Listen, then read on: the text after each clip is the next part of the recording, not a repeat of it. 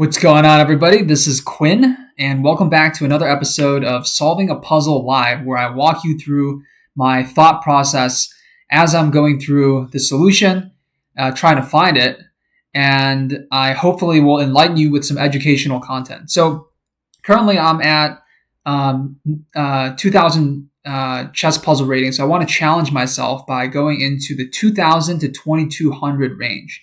These are pretty highly rated puzzles. I can tell you that at 2,100, I'm in like the 99.5 percentile. So it's a pretty high rating. I understand that most people watching this are probably going to be lower rating, but hopefully you can get something from it. And even for people who are advanced, I'm hoping that you can get something from it as well. So here's a puzzle. And what I like to do is go back to the previous position before our opponent made the move that led to the puzzle and just kind of make some observations about it. Obviously, we have a very potent looking kingside attack that's currently going on. Well, it's on the queen side, but it's an attack on his king. So I would say his king safety definitely appears to be compromised. In terms of material, we are down a knight and a bishop. So that's two whole minor pieces, 6 points of material. Pawns, it looks like we're up a little bit. But, all in all, we can just say we're down about 2 pieces. So winning back even a piece or even a rook is not going to do enough for us. We have to probably win the opponent's queen for nothing, or more likely deliver a checkmate. So let's look for opportunities to do that in this position. On c7, we have our queen and our pawn eyeing that square, but it's defended by his queen and his king. So we don't have enough for a breakthrough on that square.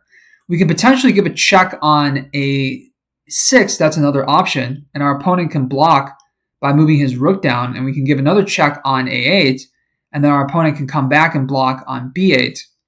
And it's not clear immediately where that necessarily leads. If we take on c7, our opponent can take back with his queen. And his position looks still pretty solid after that. Obviously, we don't want to trade queens because we're down so much material. It's essentially a loss for us.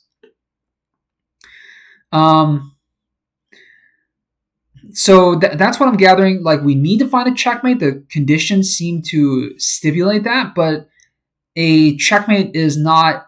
It's not immediately apparent how we can actually secure the checkmate. And in addition to the fact that we're down in material, this rook on h1 here is not really involved in the action at all. So if this were our position with our turn to move, can we find some sort of a winning line, or is the move that our opponent made creating an opportunity for us? Let's go with the first scenario and see if we have some sort of winning line in this position. So we've already looked at queen takes c7 check and queen a6 check. These moves are able to be parried by our opponent. There's also the idea of rook takes d7. But he can capture back with his bishop. He can also capture back with his queen, and his queen will remain guarding this c7 square. So that doesn't look like it does too much. Rook he1 is technically a move, but it's too slow probably, and we still don't have any concrete threats to work with. So our opponent can just shore up his position and re-strengthen his defenses and get his king a little bit more secure. Let's look at queen a6 a little bit more. So queen a6, and his king is pretty trapped. He has to go rook to b7, and I'm noticing that we do have potentially. I was going to say we have a perpetual, but if we go queen a8 after rook b7, he also has knight to b8. His king is completely shut off there, and but we have no way to give him additional checks. So even a perpetual isn't necessarily possible. Well, in that variation, we also have rook takes c7 check. He can take back with his rook because it's now on b7. So that would just lead to a rook trade. Pawn takes and queen takes, and it looks like he's getting away completely scotch-free there. So even looking for a draw in this position doesn't look like it's particularly likely. So let's zoom out a little bit and kind of look at how do we want to plan out our thinking? How do we want to plan out our calculation beyond just guessing specific moves? We can look at our king safety as another positional factor. Our king is pretty safe from any sort of checks or harassment. His rook is technically on a half-open b file, but it's staring at a very strong pawn. So he doesn't currently have an attack on our king.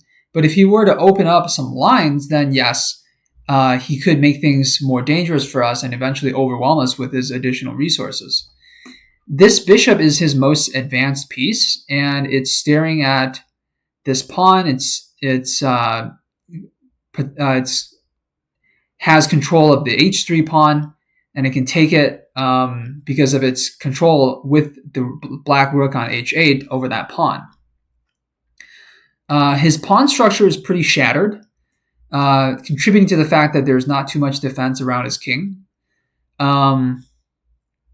And his queen is very passive here in the back. Its main role right now is stopping an immediate checkmate on c7. So one potential option, okay, so if he goes rook, bishop takes h3, what if we take his bishop with our rook, temporarily sacrificing some material, and after rook takes, to recuperate that material, we play rook e8, with the idea that if queen takes e8, queen takes c7 is checkmate.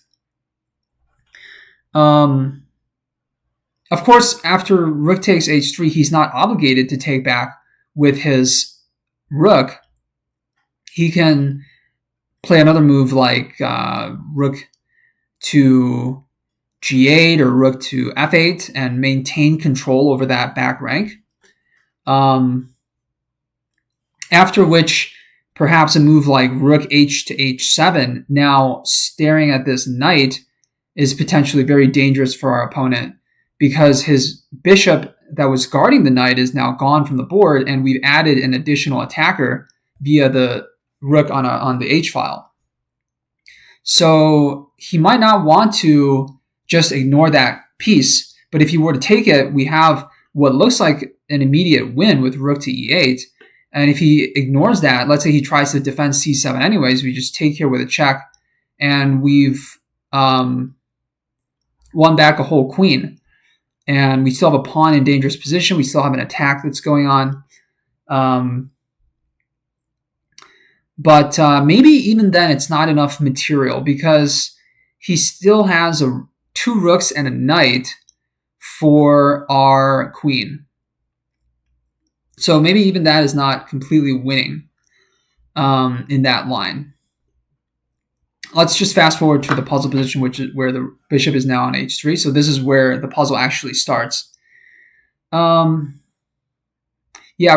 takes h3 is the only capture that makes a lot of sense. There's no checks that really make a ton of sense. I mean, queen a6, again, it does force rook b7, but we don't have a continuation, and it kind of just releases tension in the position by removing this pin and no longer eyeing the c7 square. So it's not the most deadly looking check. So rook takes h3 looks like it's kind of the strongest, most forcing move in the position outside of queen a6 with the caveats that I mentioned about it. So I'm inclined to play this move and kind of see what happens. The most concrete line that we explored involves him taking with the rook, and then we play rook e8. And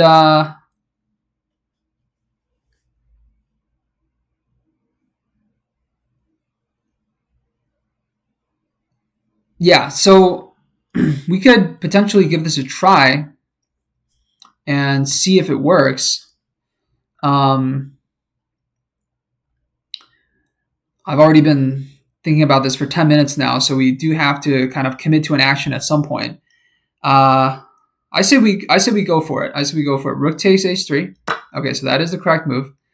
And rook e8 now looks like it's the correct justification. We've already given up 2 points of material, so we definitely don't want to do anything that's like super passive here. But let's just make sure that we have the right move order. So is there anything with like d takes c7? Again, queen would take on c7, and then maybe rook e8 would be checkmate. Is that a possible resolution here? So after pawn takes c7, we have a fork on the rook and the queen. So we're threatening to pick up, potentially like 5 points of material, and even 9 points of material if he loses his queen there, and it's also a check. And if he takes with the queen, rook e8, like I mentioned, is a check, and it's checkmate because the queen is now pinned and his king has nowhere to go. So do we want to do that or play rook e8 and try to win the queen for the rook? It looks like d takes c7 is potentially the more forcing move.